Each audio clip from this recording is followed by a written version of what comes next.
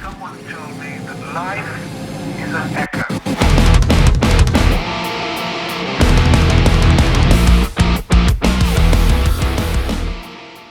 Hey everyone, this is Neil from Caustic Waves. Today I'm going to talk a little bit about the making of my new album Echoes. I'll talk a little bit about the writing process, taking initial riffs and ideas, piecing those together into songs, recording demos. I'll talk a little bit about the recording of the album and the mixing of the album.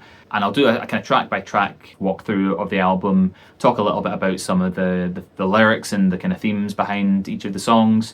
I might jam through a couple of the riffs just to kind of highlight certain things. Let's dive right in. Rewinding back to 2022, I had launched Caustic Waves with the first single, Regenerate.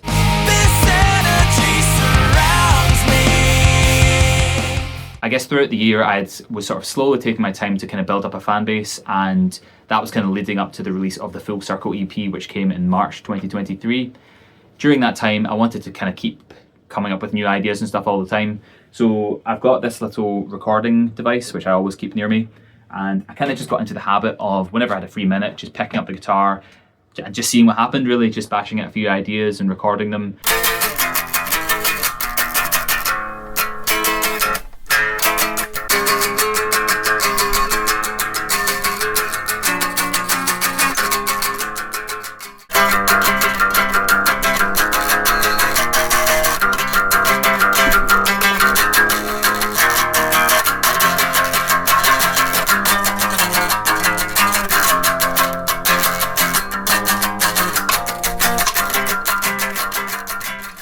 Once the dust had settled on the Full Circle EP, I took a little bit of a break, and then I started to piece together some songs from those riffs and ideas, and I was still kind of writing and stuff all the time as well. And then I kind of went into demo mode. What I normally do is I almost always write on guitar. I try and get to the point where I've got like the basic kind of outline for the song. Then I would record the guitar,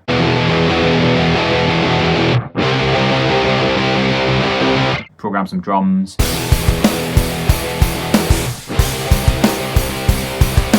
I'll then start to think about vocal melodies as well. So what I normally do is I try and kind of come up with the vocal melodies, and I just record them like playing the melody on the guitar, just for convenience really.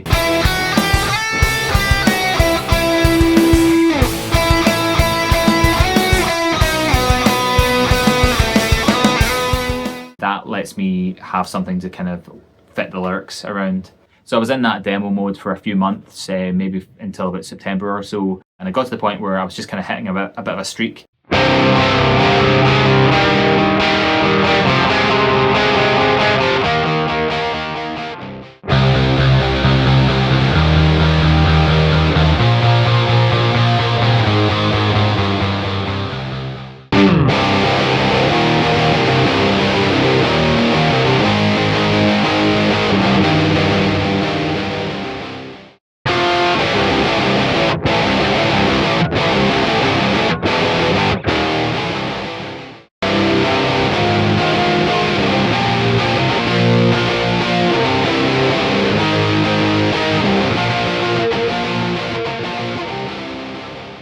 By that point I had 22 demos recorded, which is clearly too much for an album. I think at one point I was considering recording all of them at once, but that probably would have killed me. So what I did was I took the 22 songs and I divided them into 2 albums.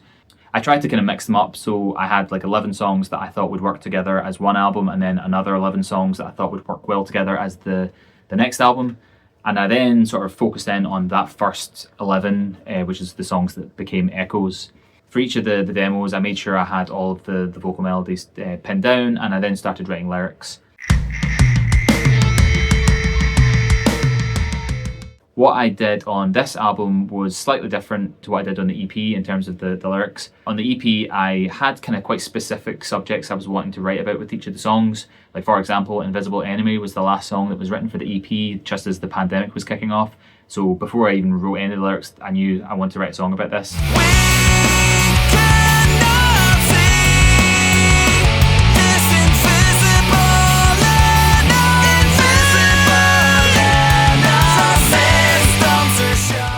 Whereas on the album, I wanted to try and make it a bit more open-ended, open to interpretation. I did more of a stream of consciousness thing where I just kind of shut my eyes and let my subconscious spew forth. And that was really good because that gave me sort of some phrases and words, just kind of starting points really, kind of building blocks. Some of it was kind of wordplay, like for example, illuminate the ill-informed. Illuminate the ill-informed. Poison the blind eyes. That kind of wordplay, phrases like that I just like the sound of. When it came time to start piecing the lyrics together for each of the songs, I would kind of look for phrases that kind of worked well together, maybe phrases that sort of suited the sort of tone of the song, and that would kind of give me an idea of a sort of theme for where I wanted to take the lyrics, and I would then kind of lean into that theme and kind of flesh out the rest of the lyrics for the song. And in some cases, I don't even really know what the song was about at that point. You know, there was a couple of songs where it was only months and months later when I was reading back the lyrics that actually kind of realised what I was talking about. And I like the fact that the lyrics are kind of open to interpretation as well. You know, I might attach some meaning to them that you might attach some other completely different meaning, and that's totally fine. So then in January 2024 was when I started recording the album properly. I already had the drums that I'd programmed for the demos, so that kind of gave me something to play against when I was recording.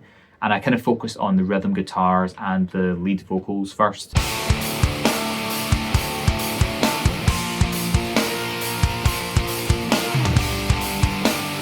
Images of everything are twisted and denied. So I would record the rhythm guitars for one song, you know, record some different takes, edit them together, and then that would give me something that I could record the lead vocals to. And I did that sort of parallel process for a while, where I was kind of running maybe one song ahead on the guitar and then recording the vocals for each of them. I like to record a lot of different takes when I'm recording the vocals. Everything was recorded at home as well, so that meant I didn't have the sort of time pressures or anything. You know, I could take as much time as I needed to record as many takes as I needed, and then I would be able to kind of edit those together to give me the best take. So that worked pretty well, and I kind of got to the point where I had all of the 11 songs recorded on rhythm guitar and the kind of lead vocal kind of fairly well nailed down. And at that point I started thinking about bass.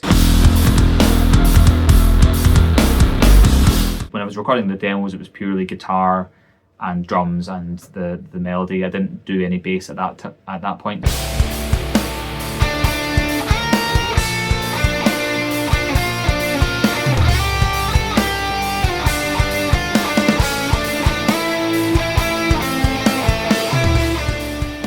I hadn't written any of the bass lines, and that's always a part of the process I really enjoy, because you know I'm a bassist as much as I am a guitarist, and I always love to try and come up with really interesting bass lines as much as possible. I very rarely kind of follow the root note of what the guitar is doing, and I always try and do kind of lots of different runs, you know, and just to kind of keep things interesting.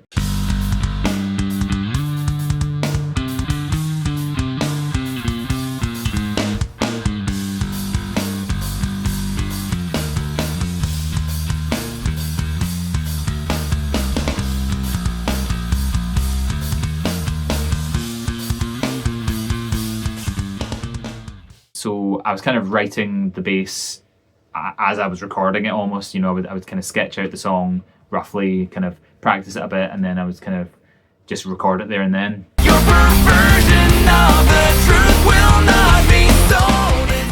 And then I also started focusing on the harmonies as well.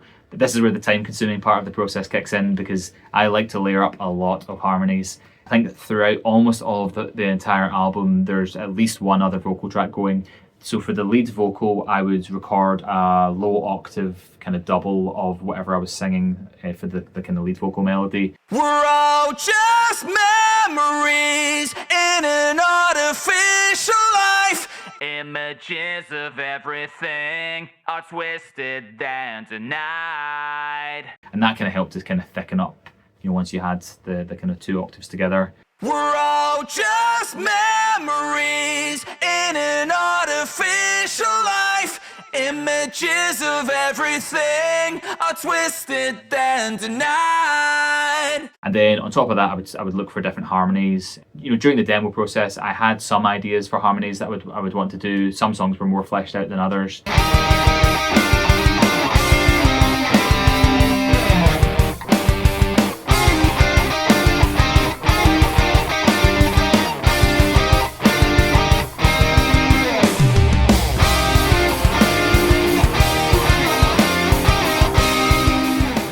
I would record a harmony part, and then I would maybe record a low octave of that harmony, or maybe a high octave, sometimes both.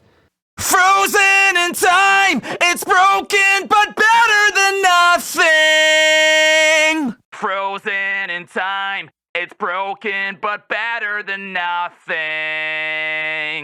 Frozen in time, it's broken but better than nothing. Frozen in time, it's broken but better than nothing. Frozen in time. Frozen in time, it's broken but better than nothing. Frozen in time, it's broken but better than nothing.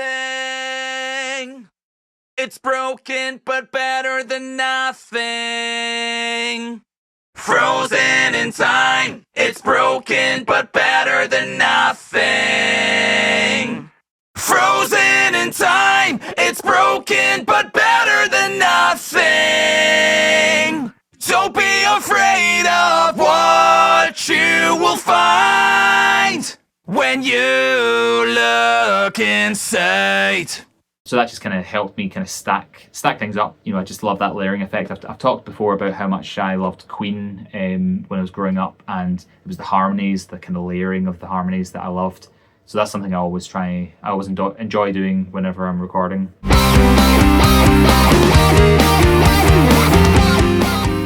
So that took me up till maybe the end of 2024. It was around about then that I started layering up some of the lead guitar parts. It's not.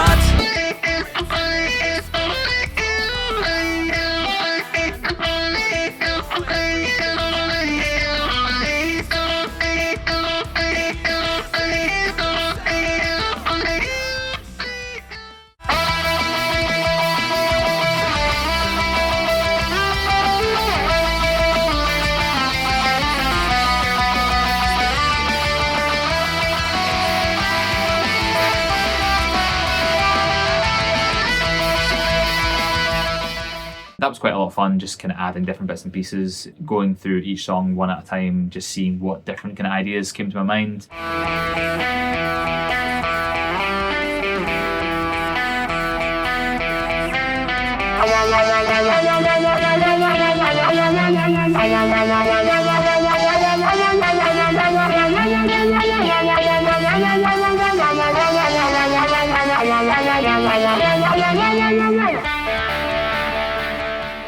Adding some synth stuff as well.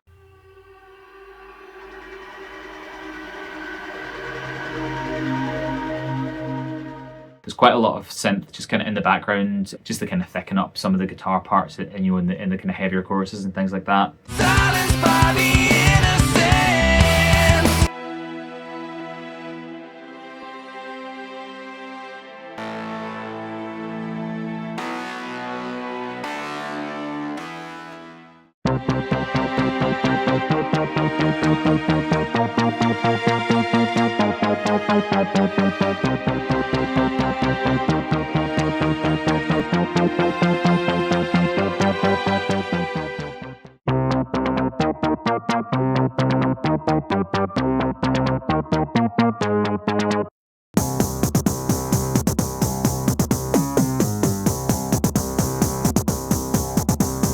Some songs a bit more than others. Some songs that that's just kind of in the background, you wouldn't even really notice it.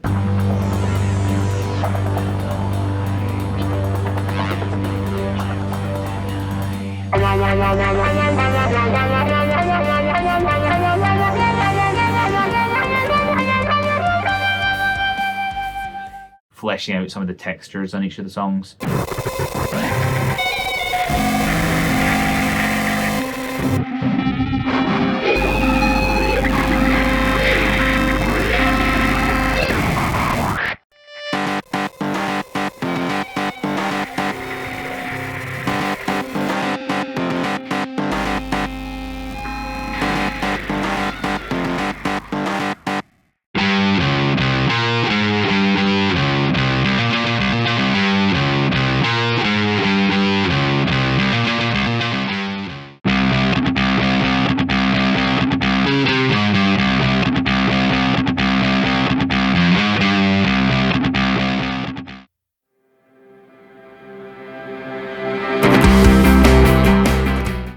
that took me up to, I think maybe March or so 2025, when I was kind of getting to the point where I'd done pretty much everything I wanted to do. I started doing some of the more mixing techniques, like recording like vocal throws and swells and things like that. But you know everything happens for a reason. If you listen, reason.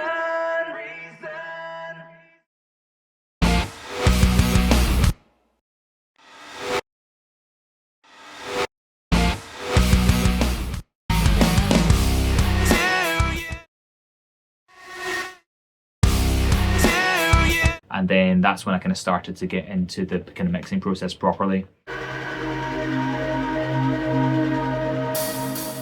I'm still relatively new to mixing. You know, I learned a lot by doing the first EP, and I did a lot of kind of online video courses and things like that during lockdown. The Full Circle EP was when I kind of really learned how to mix properly. And this time round, I kind of had what I did on the EP as a starting point. So I went back to what I did on the EP and used whatever settings I'd used. I kind of used that as a starting point for, you know, the first song that I was mixing on this album. And that was really helpful because it just kind of gave me a really good foundation. Once I had one song pretty well mixed, I then kind of used that as the basis for the rest of the album. And, you know, obviously there's variations between some of the songs, but a lot of the time there's very similar stuff going on in terms of the, you know, the heavy guitars for the choruses and things. So I was kind of using what I'd built for one song and kind of applying that throughout the rest of the album. And that was really, that helped me get to, you know, quite far of the way through the mixing. And then I started focusing in on the little details that were specific to each of the songs. Once I had a set of mixes that I was kind of reasonably happy with, I started to send them to two of my friends, Johnny and Frank, to get a bit of outside feedback, really, because it's quite hard when you're working on everything yourself. Sometimes you need to get some outside ears to kind of guide you a little bit. And that was really useful.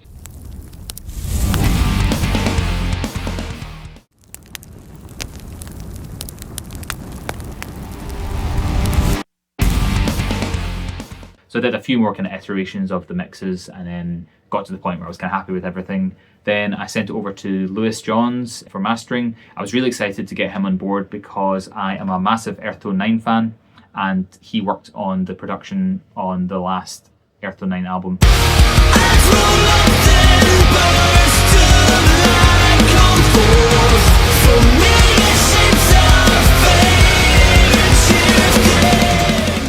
There's so many great albums that he's worked on, particularly this year. You know, he's worked on Slow Crush, he's worked on Oversize.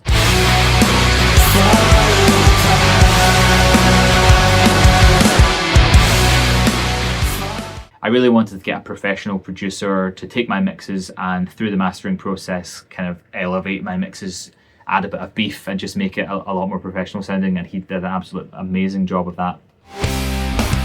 I've got a feeling it's not the end. We're spinning round and round in circles again. Now you left me sinking in quicksand.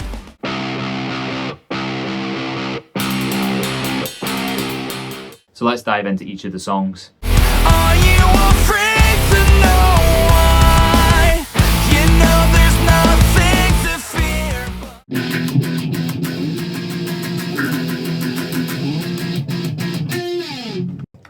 So I wanted to kick off the album with a bit of a bang, with a nice kind of heavy song, and that's the title track, Echoes.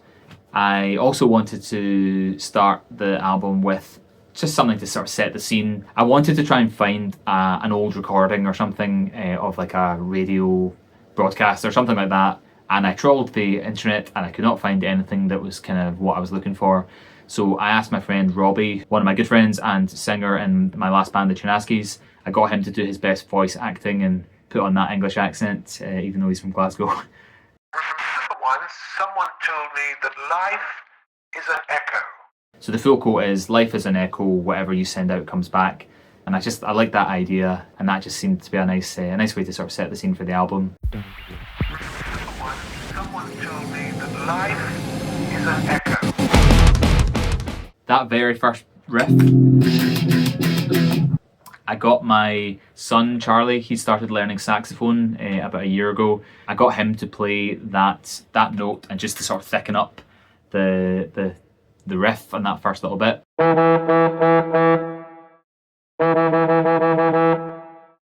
actually took ages to do that because he'd only just started learning saxophone and he didn't know how to play that note yet. So it took us about half an hour to figure out which keys we had to press on the saxophone to get that note. So I kind of sampled him playing that note and then I kind of locked it into place and tightly to the riff.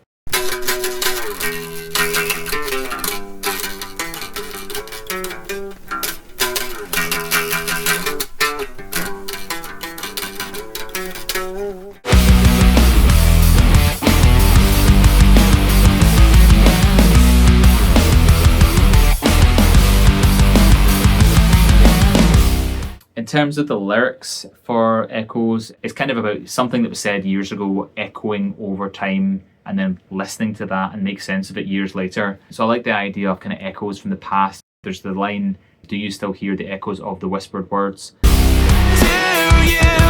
still hear the echoes of the whispered words? So that's kind of roughly what it's about. Then when it came time to name the album, Echoes seemed like a good choice for that. It'll tie into the title of the next album, which I'll reveal at some point. But yeah, that's the first track, Echoes. We're all just memories in an artificial life. So next up is Artificial Lies. This was one where I had the drum beat in my head before anything else. So I remember I was working and I went downstairs to make some coffee and I was in the kitchen and then just all of a sudden I had this drum beat in my head.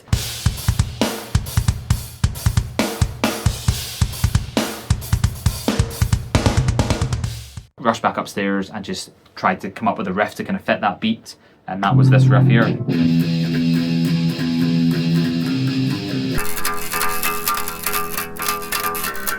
And that doesn't happen very often. Normally I'm writing stuff on guitar. It doesn't happen often that I come up with a kind of beat. But I just really like the kind of sound of it. I think it's quite a kind of Deftones-y kind of beat. So, that was the sort of initial spark of the idea for the song.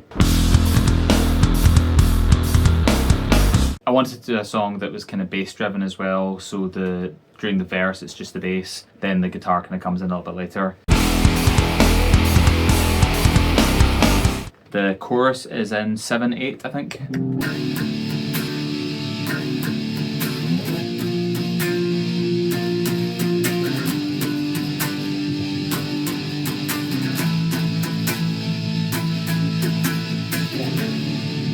I like to use kind of odd time signatures just to kind of keep things interesting. When there's no truth in the lie, there's nothing left to deny. I wanted to do a bit of a spoken word kind of thing, which was a bit of an experimental thing for me. That was quite fun, so I think I did my best Mike Patton impression. Erase all the meaningless lines that separate and divide. There's a couple of tracks that was just my normal kind of Scottish voice. Erase all the meaningless lines that separate and divide. And then there was a kind of whisper. Erase all the meaningless lines that separate and divide. And then there was a kind of Valley Girl as well. When there's no truth in the lie. That kind of annoying vocal fry kind of thing. Erase all the meaningless lines that separate and divide. So that's all kind of mixed together. Erase all the meaningless lines that separate and divide. Which was fun to do. Images of everything are twisted and denied. If time heals anything, let it take away the lie so that I can feel. In terms of the lyrics for that song, it's kind of about political and religious segregation. So growing up in Glasgow, sectarianism is something I've been aware of for a very long time. It just seems that, there's certain people that are so consumed by hatred and that kind of us versus them mentality. They just don't see people as humans. Erase all the meaningless lines, they only separate and divide. What do you see through those hateful eyes? Peel back the skin and look deep inside. There's a line, erase all the meaningless lines, they only separate and divide. That's very much Protestant and Catholic, they're two parts of the same religion. Just meaningless lines, it's ridiculous. Anyway, I'm an atheist, and whilst I fully believe that people can have their own beliefs and they can believe whatever they want, when people they take stories from thousands of years ago that have been passed down so far that all meaning has been lost from it, and then use that as an excuse to to hate people, that's kind of what this song is kind of about. I think at one point I had the kind of idea of what if life was just a simulation? That's kind of where the artificial came from. What if life was a simulation and it was some mad aliens kind of watching down on us, and they were the kind of ones controlling this. That's kind of where the title came from anyway. So that's Artificial Lies. Trapped in a cage, there is no escape. So next up we have Escape Your Fate, which was the final single to be released from the album. What have you done? Stop believing the lie you were told. They'll never buy it. Your perversion of This is one where it's a bit more poppy, I guess, than the other songs in the album. only yourself to blame. Cold and calculating. You will never amount to anything. There's quite a lot of space in the guitar, so I wanted to do a kind of song with kind of more single note kind of stuff, because a lot of the time I'm playing chords and things, and I wanted to do a kind of more single note thing. So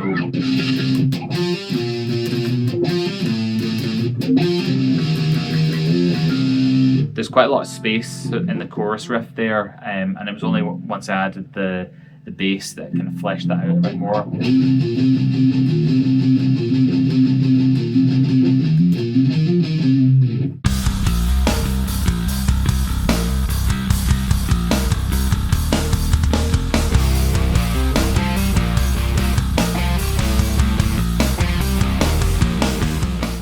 Yeah, so it's mostly single note, I think, for that whole song, pretty much. I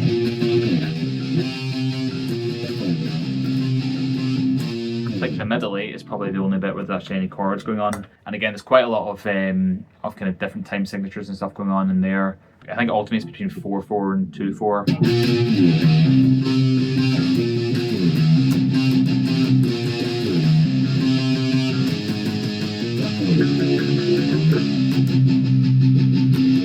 Then the middle section.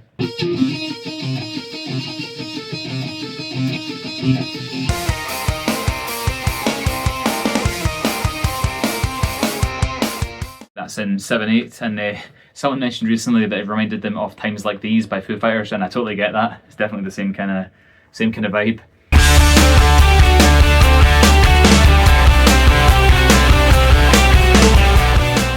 That was something that actually, I think I had that very early on when I was demoing it, and that wasn't something that was kind of added later.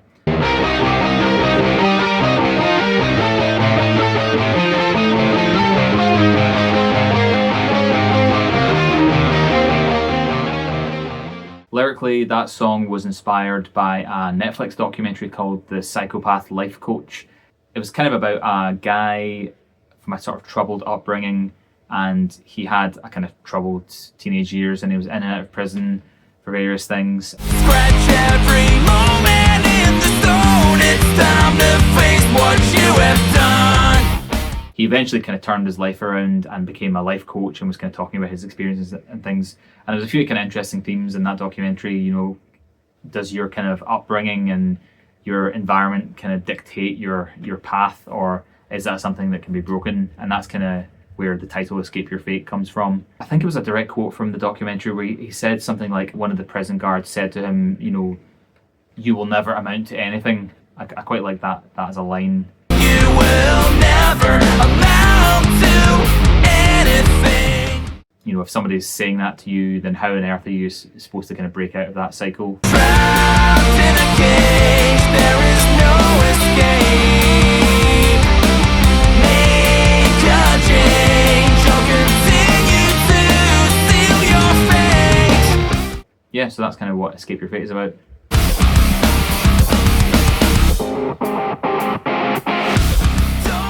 So next up is Quicksand, which was the first single released for the album. I wanted to pick a song that I thought was quite representative of the album as a whole, and I think Quicksand does that. I've got a feeling it's not the end. We're spinning round and round in circles again. That was a riff that I had kicking about for quite a while in various forms before it kind of settled on this version.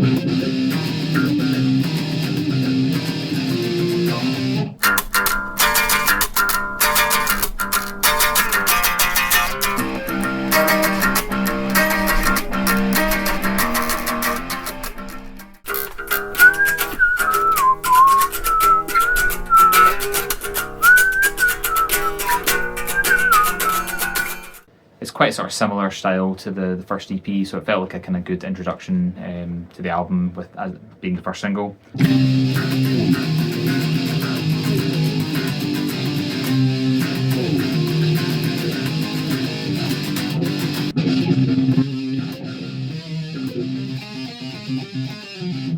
That reminded me of Thrice a little bit, you know, the artist in the Ambulance era, Thrice.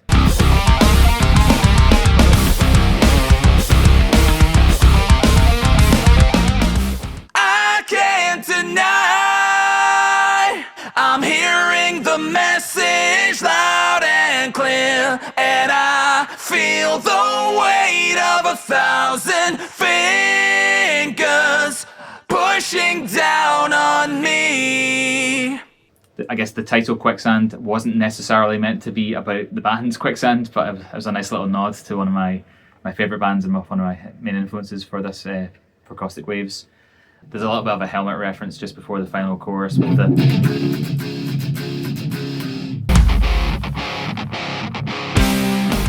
which is more or less directly lifted from Wilma's Rainbow. Well done if you spotted that. Lyrically, it's kind of about feelings of sort of being stuck in a rut, going round and round in circles. We're spinning round and round in circles again. Now you left me sinking in quicksand. And I think everyone kind of appreciate feeling that every once in a while. Caught in the tangled wires, chasing your own tail.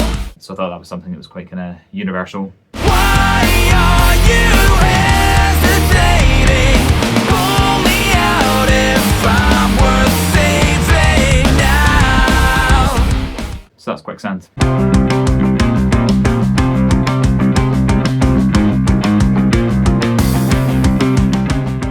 So next up is Spotlights, which is probably one of my favourite songs in the album. This one started off a little bit different, so most of the time when I'm writing songs I just have the guitar unplugged and I'm just kind of playing just acoustically really.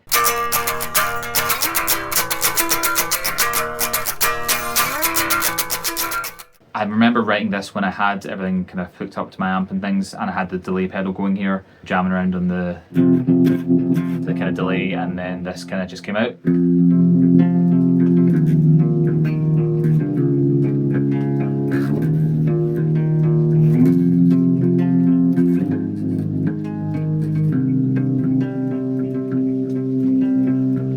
And then the second verse with the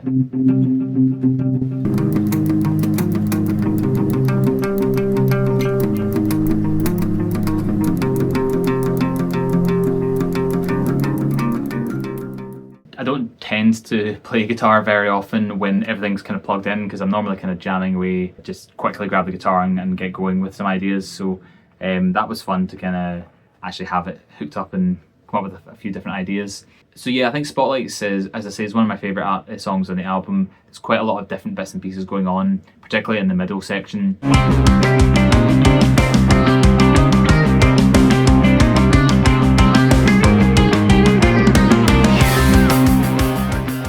There's a lot of polyrhythms going on in there, which took me quite a long time to figure out, particularly the drums.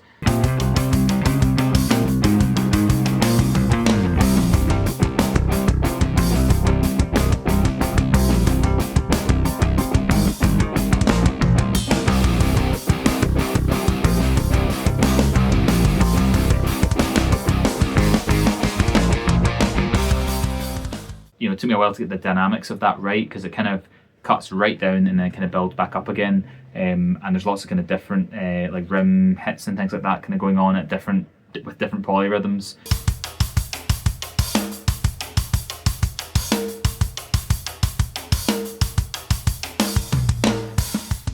And and the guitar and the bass are doing something completely different. So you've got the guitar,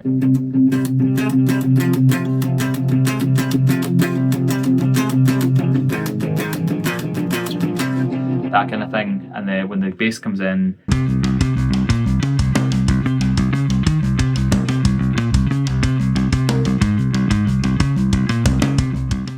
I wanted just to go full on Tool there and just have the bass and guitar kind of doing completely different things and then kind of looping background and coming back together. So that was a lot of fun to figure that out. Lyrically, that song kind of came just from the phrase main character syndrome, which is, you know, something you see on the internet a fair bit these days, where people are kind of so self-obsessed. And I like that phrase, and I kind of just went from there. Main character syndrome that you push into the world.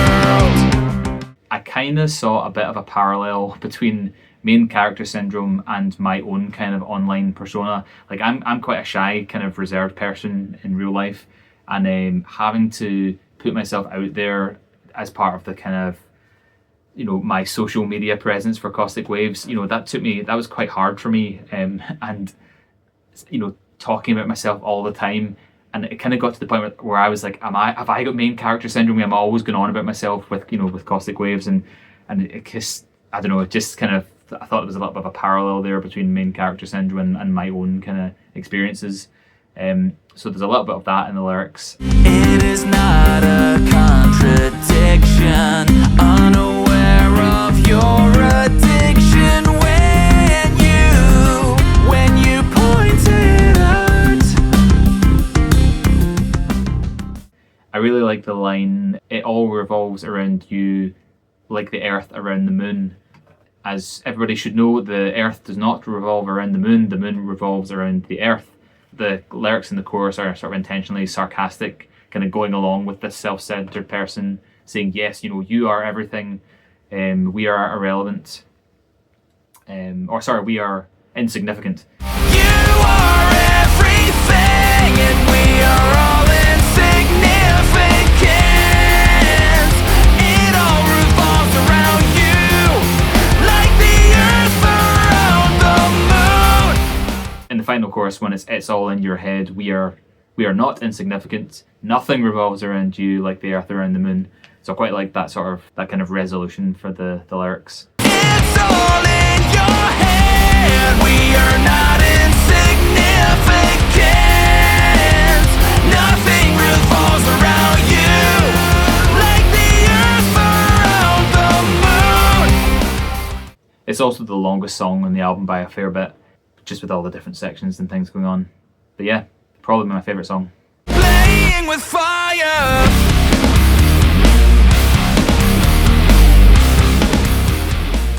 So next up we have Playing with Fire, which was a song that as I was writing it, I was kind of like, what is this? Is this Caustic Waves? I don't know. It was just very kind of weird and kind of out there with the sort of the kind of bass-driven verse with the kind of funky stuff going on over the top.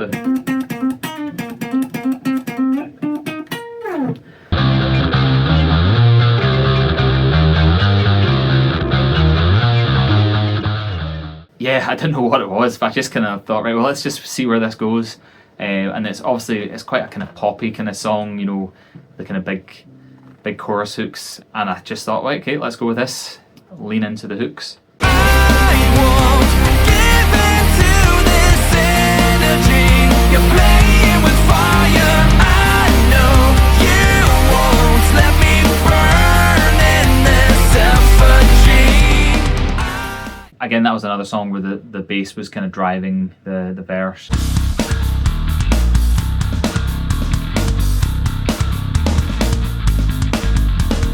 And the guitar was doing a bit more kind of subtle stuff.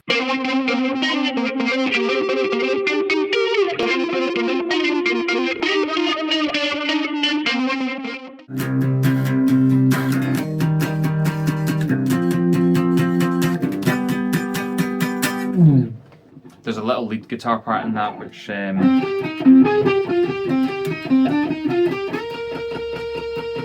don't know, for some reason that reminds me a little bit of Sweet Child of Mine, the kind of riff at the start of that. I think particularly this, just whatever tone I used on the guitar for that.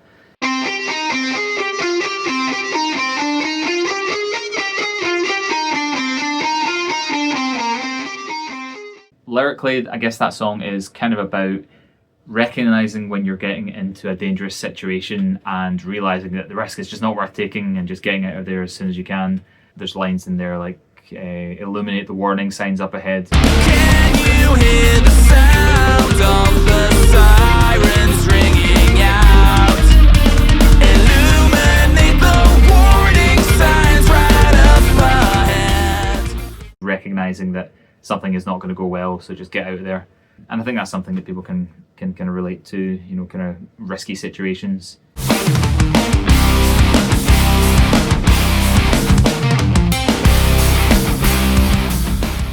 So next up is Insignificance. This was one where I wanted to try and keep things kind of quiet during the verse with the sort of palm muting.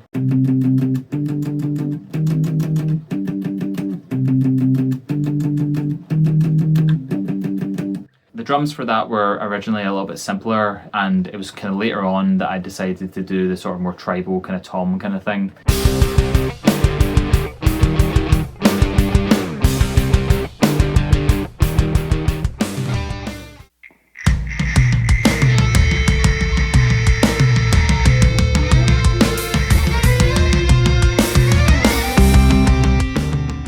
That ended up becoming the intro for the song with the kind of feedback and things. And I think that worked pretty well. And then it kind of builds the kind of heavier chorus.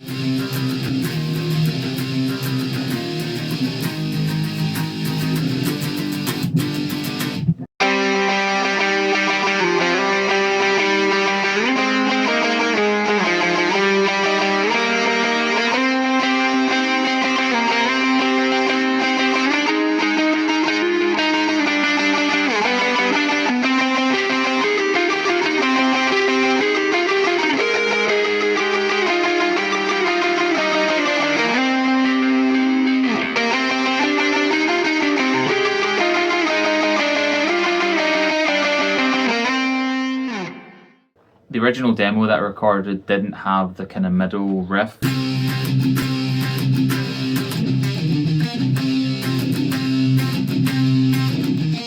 It was only when I was writing the lyrics and I kind of realised that there wasn't really any gap between the end of the chorus and that kind of the kind of middle 8 section.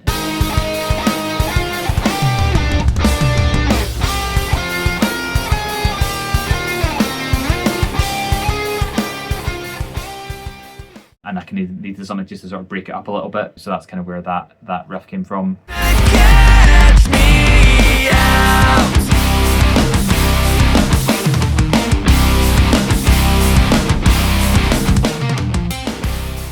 There is not a simple explanation I have found. You abandoned everything and vanished without a sound, without a sound. Lyrically, this song is actually, I think it was just before Christmas when I was writing this, and the topic of Santa came up. Nothing but an innocent lie. So my kids are, I mean, they're 10 and 11 now. So we're talking 2 years ago when I would have been writing the lyrics. They were kind of at the age where they were questioning whether Santa was real or not, and that kind of found its way into the lyrics. The kind of idea of, you know, do you tell your children these things? Do you want to try and protect them from things, and keep their innocence as long as possible? What's so wrong with keeping the illusion alive? So that was kind of where some of the lyrics came from, and then I guess the rest of the lyrics were kind of about when different people tell you different conflicting advice. You don't know who to trust. You know, that's the kind of main lyric in the chorus. You know, should I trust this advice? That's kind of where that came from. Should I listen to insignificance? Should I trust this advice?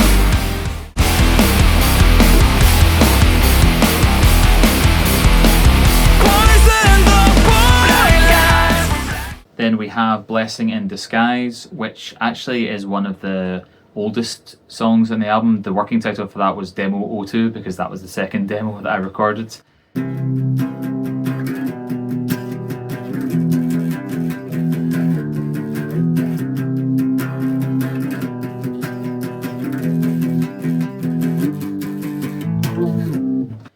had that kind of main verse riff around for a while before I figured out which song I wanted to use it in.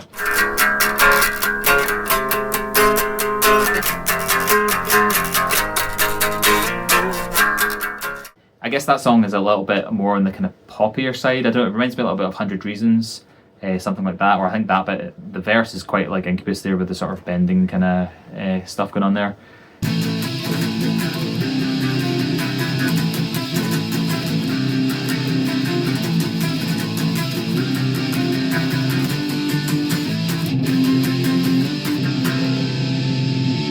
The chorus is quite poppy, but it does kind of get heavier in the middle section. There's only 2 chords in this middle section that...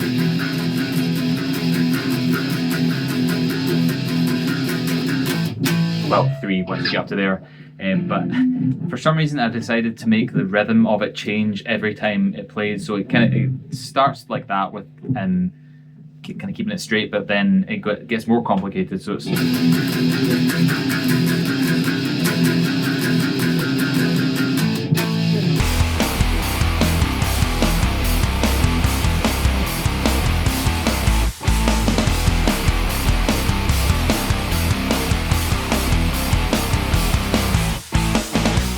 I can never remember which way around it is.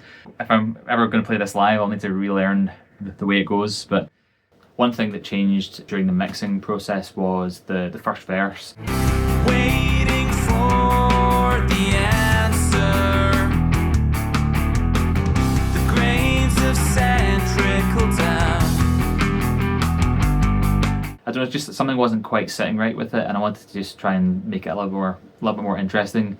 So I ended up taking out the bass completely for the first part of the verse and making the drums kind of sound a bit more like a drum machine. I mean, obviously the drums are all programmed anyway, but I wanted it to sound fake, sound more synthetic, to then contrast with the more real sounding drums. Waiting for the answer. The grains of sand trickle down. Better late than... And I think that worked pretty well. There's also some acoustic guitar on this song, which there's not acoustic guitar in many of the songs, so that was kind of something a little bit unusual.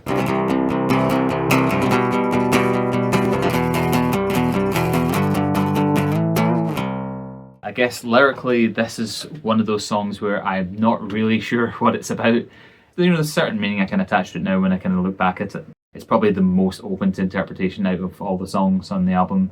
But I think, you know, it's a kind of universal thing, you know, blessing in disguise. Sometimes things seem bad at the time and then you look back on them and actually, okay, yeah, thank God that didn't go that way. That was actually a blessing in disguise. Sometimes it's hard to see the blessing in disguise. There's also a Biffy Clyro reference in one of the kind of backing vocals in the kind of middle section. Black eyes from blackened skies. Black eyes from blackened skies, they will see in time. Black eyes from blackened skies, they read between the lines. We referenced the first album title there, so there you go, I'm on the Biffy. The system has been compromised, we have crossed the line. So next up is Compromised. This is probably the most mental song on the album. This was another one that was released as a single, and I wanted to try and have something that was a little bit different because we had Quicksand first and then Playing with Fire, a bit more poppy, then it was Compromised, and I wanted to have a single that was a little bit more crazy. Don't be afraid of what you will find when you look inside. I guess the main riff is quite kind of helmety with that kind of stop-start kind of thing. When it gets crazy was when I started writing the bass for that, so I think at first I was just kind of doing the same kind of thing. But then I decided to try and shift the bass by a couple of beats, so it's kind of like...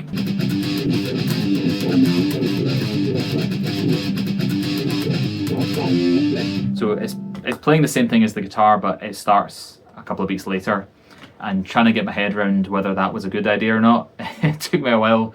The first verse, the bass sticks with the guitar, and then the second verse, it kind of shifts, so it's kind of out of phase almost.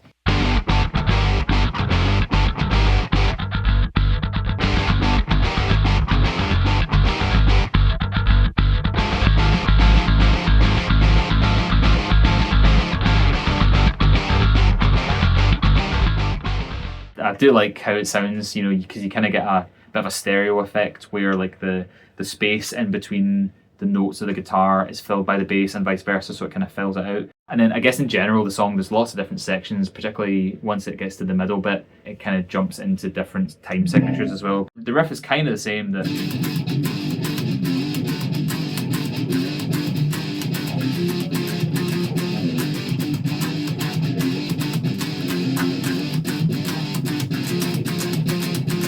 it kind of shifts from 4/4 into 3/4. A survivor, unclouded by consciousness. So in between, just before it goes into that,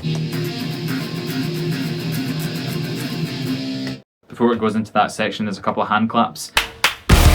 No remorse. That's my two kids, Jamie and Charlie, that I got to record that, which was really cool because I got them on the first EP as well, doing some backing vocals. So I really wanted to get them both on somewhere on this album. So the smallest of cameos, just 2 wee hand claps, and then that's them done. And then it gets to another kind of section, and then kind of finds its way back to the main riff. There's a wee Easter egg in there, which I might be getting myself into some legal hot water here, but the band's thick. I've got a song called Skies of Millennium Night. It's got this really cool kind of rhythm where like the two guitars are kind of ping-ponging off of each other.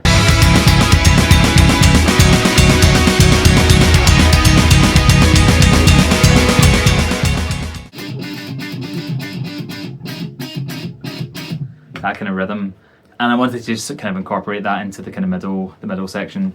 I've mixed it quite low, so you can't really hear it, and there's other kind of held kind of chords kind of ringing out over it, but it's just a little kind of a little nod to Sixth with a kind of ping pong thing going on.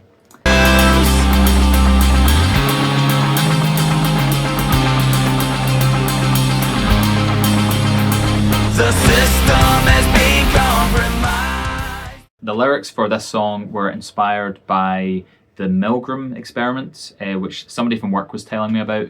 Basically, it was a sort of psychological experiment done in, I think it was the 50s. Basically, the premise is people will trust anything that a man in a white coat will tell them. So they were kind of being observed, and they were basically told to like press a button, and they could hear someone in the next room kind of screaming when they pressed the button, and they were meant to believe that they were giving them an electric shock, and they were kind of upping the dose or the voltage every time. How far will you go? Push down on the trigger, hear the faceless screams. Bang the wall, protest the shock. The question was, you know, how far will this person go before they question what the man in the white coat is telling them? It is absolutely essential that you continue. You have no other choice. You must go on. I think Darren Brown did a thing about it on one of his shows, so I just thought it was a really kind of interesting experiment. And there's a few other things that are kind of mashed in there as well. There's a little bit of AI kind of stuff, and this was 2 years ago when AI wasn't really all that prevalent. Like I think ChatGPT was just kind of starting to come out, and it kind of worked, but not that well. And it was kind of, you could ask it things, but it would only know things up to a fixed point in time. Frozen in time, it's broken but better than nothing.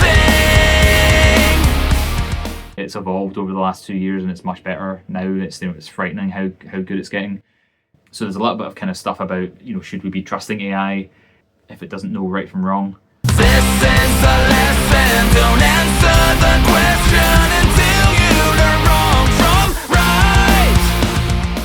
There's also a little bit from Alien. I was watching that around about the time when I was writing the lyrics, and there was a line that really stuck out to me, which was where they were talking about the alien kind of near the end of the film. I think the line was, a survivor unclouded by conscience, no remorse or delusions of morality. And I think I intentionally kind of misquoted that. So instead of conscience, I changed it to consciousness, and it was supposed to be about the AI, because they don't have consciousness because it's AI. A survivor unclouded by consciousness. No remorse or delusions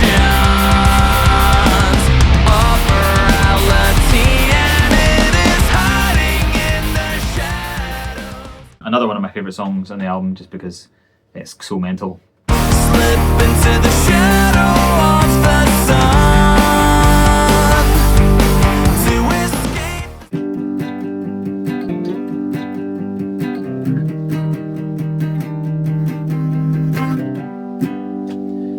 So Shadow of the Sun is next. This was one that's probably the most radical departure from what I'd done previously.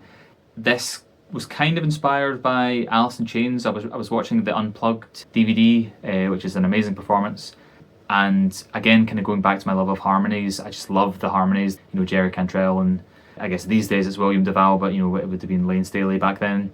Just the harmonies just work so well together. And I wanted to do a song where the harmonies was kind of the focal point, and I wanted to do kind of a more clean, almost acoustic sounding kind of thing. There is a lot of acoustic guitar on the verses for that one.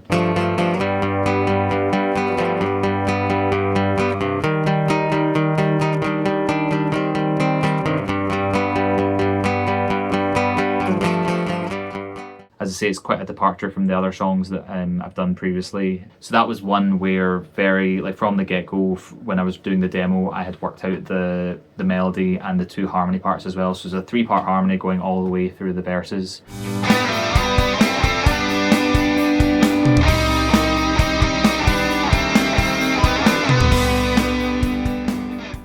But that was a lot of fun to do, and actually I think when I recorded that, I had the 3-part harmonies, and then I octave doubled all of them, and I think even one of the lines I might have had the lower octave and the higher octave, so there's 7 different voices going on at once. So that was fun. It was fun to mix to try and get the right balance coming through there. Eliminate the impossible and see what's left behind. Hunted like an animal, the weak ones won't survive. Will you promise to stay alive? Feel the weight of your jealousy. Keep away from the jealousy when you know that you'll feel the waves. So even though it's a kind of quiet acoustic kind of song, I wanted to kind of build it back up. I busted out the wah-wah for a full-on guitar solo, which is the only time I've ever done a guitar solo on a Caustic Waves song. But I really like it. And I remember when I was recording it, it took me quite a few takes to kind of get it right, and I was kind of banging away on the wah-wah pedal. And I went downstairs. My wife said, "Why are you banging on the floor upstairs?" Because I was furiously wah-wahing away. So that was fun to do.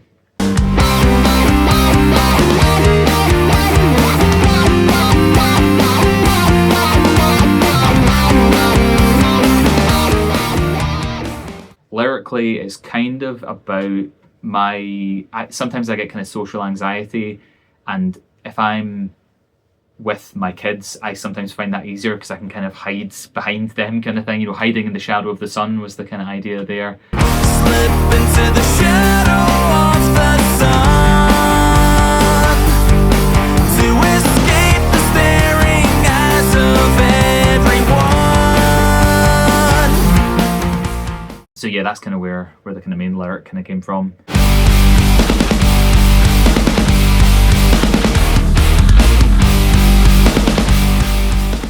Now we have the final track, Neon Claws, and if you're a Simpsons fan, you will immediately get the reference to Gamblor. The only monster here is the gambling monster that has enslaved your mother. I call him Gamblor, and it's time to snatch your mother from his neon claws. This was one where I'm not quite sure where the lyrics came from on this one, but I just kind of had this idea that I wanted to write a song about gambling.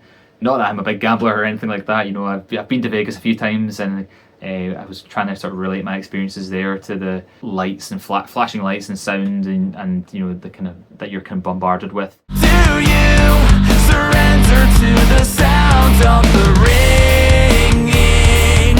And also the lack of daylight as well. When it could be 4 o'clock in the morning and it's bright as anything. Caught in a never-ending cycle, now you're chasing daylight. So yeah, I just kind of wanted to write a song about gambling and the kind of how you can get so consumed by that addiction that you can't even realize what you're doing to yourself. Playing the game you cannot win, you'll never change. Dig another hole that you can't escape. The working title for this song was actually Thundercats, because I played the song to my kids as I was kind of working on it, and they pointed out that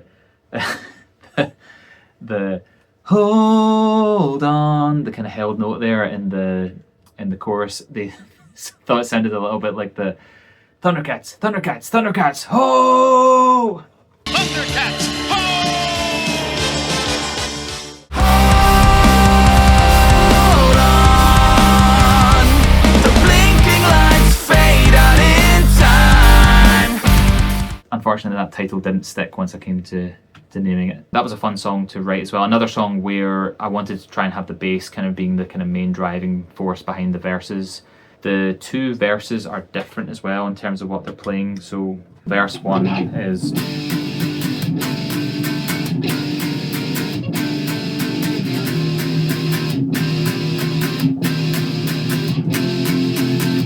whereas in the second verse it's the same rhythm, but it's down here. It's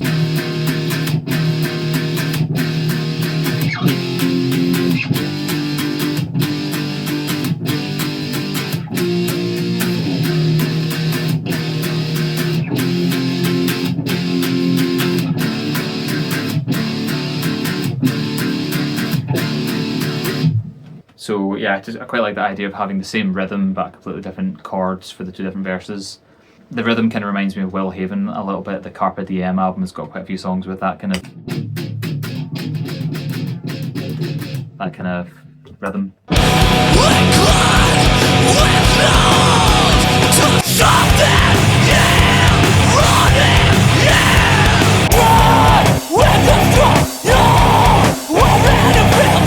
The chorus of this has got some kind of high notes kind of ringing out over the top of the chords, so the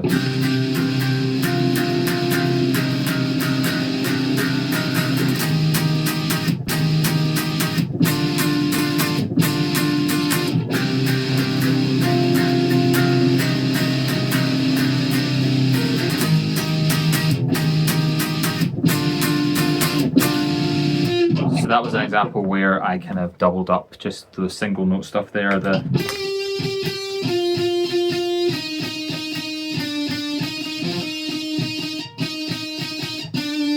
Just to kind of help those kind of shine through a bit, because they kind of get a bit lost with the rest of the chord in there.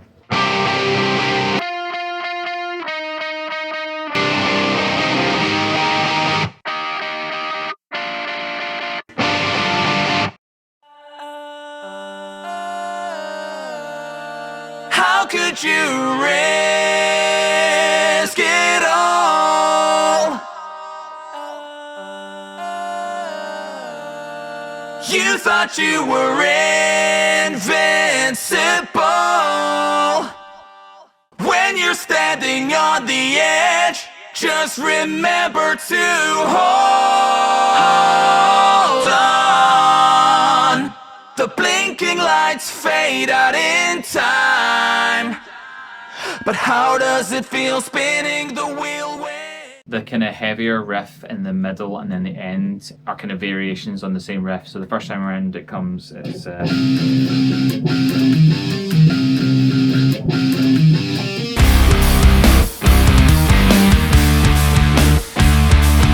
whereas at the end it is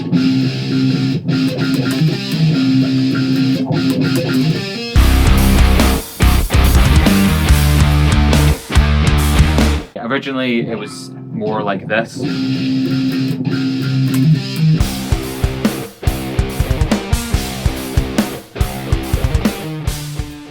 I wanted to try and make it a bit more staccato, so it ended up being...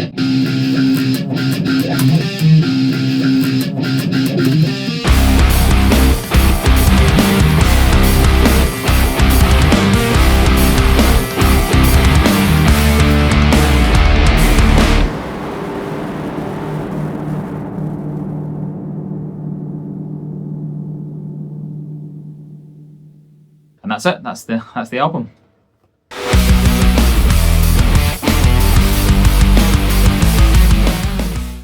So that's pretty much it for the album. It's been quite a long journey from start to finish, going back to 2022, first coming up with the riffs, and then in 2023 piecing them together into songs, doing demos, and then through 2024 doing all the recording, all the kind of hours and hours and hours that went into recording and layering up all the different elements, then through to mixing at the start of this year. It's been a long journey, even throughout the year, doing the sort of release plan and all the promotion, filming videos, all that kind of stuff. It's been a long journey. I put so much of myself into this album. I've kind of lived and breathed it for 2 years now, and it's an amazing feeling to finally have it out in the wild. But I couldn't be happier with how it's all turned out, So thanks so much to everyone that's been listening to it since it came out, and thanks for the amazing feedback. I really appreciate anyone that takes the time to listen and send in comments and messages and things.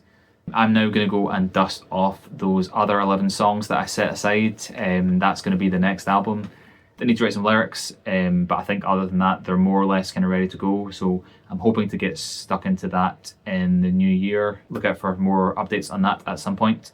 But for now, thanks so much for watching. Hopefully this has been useful and interesting. If I've missed anything that you want to know about the writing or recording process, please leave me a comment. Happy to answer any questions or anything. For now, thanks so much for listening to Echoes, and I'll catch you later.